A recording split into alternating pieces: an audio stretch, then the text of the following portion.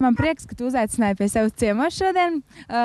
Pastāsti, es redzu, tev ir tik daudz un dažādas medaļas un kausi, bet ar ko tu nodarbojies? Es nodarbojos ar ūdens motosportu, tur var redzēt manu laivu. Šī kausa ir tikai par šo sezonu un medaļas.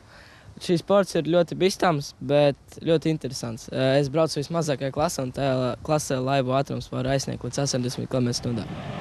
Tas ir tik daudz vai... Nu kā, var teikt tā, ka 80 uz ūdens ir kā 160 uz ceļa. Tas ir apmēram tā. Tad ir ātrums, vai ne?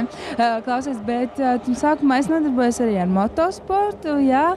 Vai kā tu izdomāji ar ūdeni sākt nodarboties? 3 gados man uzdāvināja moci, un 4 gados es jau sāku braukt. Es nenodarbojos ar motokrosu, bet kādos 6 gados jau braucu ar tēti uz gonkām, un tēta draugi piedāvāja man braukt ar laivu. Bet man bija bāls, bet 9 gados apsēdos, un pirmajā treniņā man bija ļoti labs gan apļalaiks, gan ātrums. Un pēc tam es sāku braukt. Tad teici, arī tev ir sportists? Tētis ir sportists, viņš brauc par Riga Powerboat Team komandu.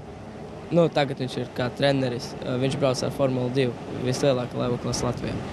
Varbūt tev arī ir sapnis kādreiz nākotnē braukt ar tādu? Īstenībā tagad gribētu braukt Formula 4 klasē, bet ja ļoti labi būs Formula 4 laivu klasē, gribētu braukt tik labi, kā mans komandas biedrs Uvis Lakters Formula 2. Viņš ir viens no labākajiem pasaules pilotiem. Jā.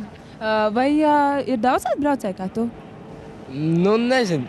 Piemēram, pasaules čempionātā es biju pirmais. Es visus 4 braucienus braucu pa pirmo ar ļoti lielu attālumu, bet pa otro vietu cīnījās 6 cilvēki. Un 3. vieta bija stabila. Tur tā, ka, ja 4. braucienā viens no viņiem atbraukt 2, es arī paliktu 2. konvertējumā. Latvijā?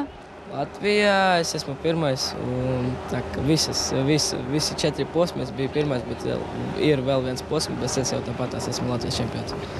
Kas varbūt tavai laivai ir tāds foršot, vai arī piedalies, ka viņi tur var uzķīlēt, tā kā močus vai?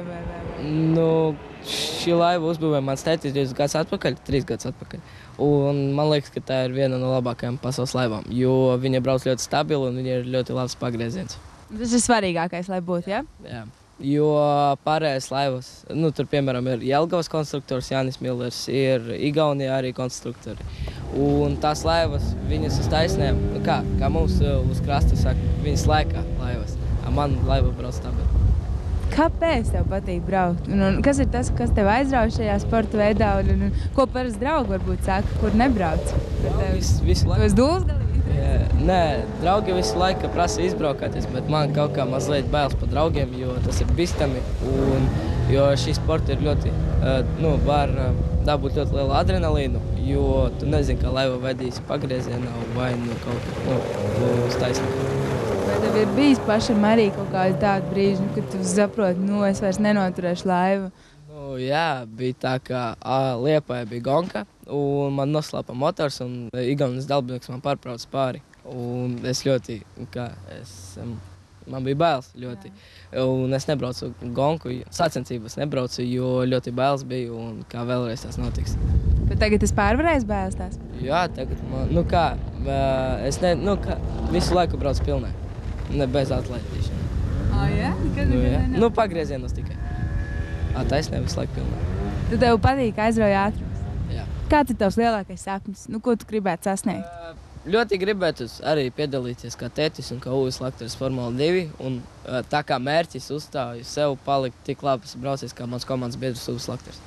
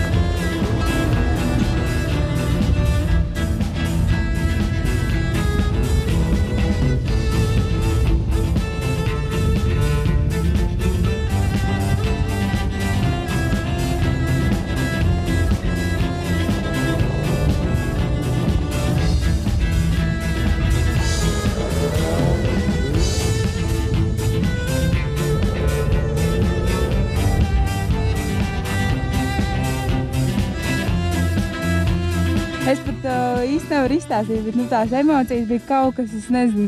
Man ļoti patīk, paldies tev, Maks, ka tu man ļāvi izbraukt ar savu laivu.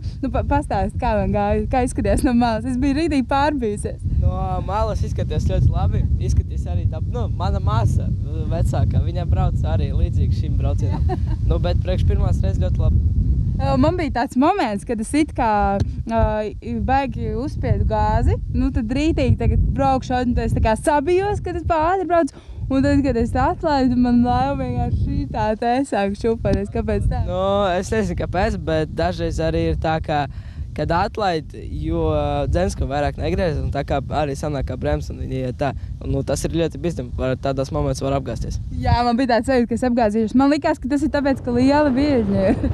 Arī tādēļ arī, jo vējš ļoti liels. Tad kopumā, cik tu man liec par šo braucienu? Pa pirmo braucienu no 10 balss var ielikt 7. Tas ir pa ko? Par braukšanu.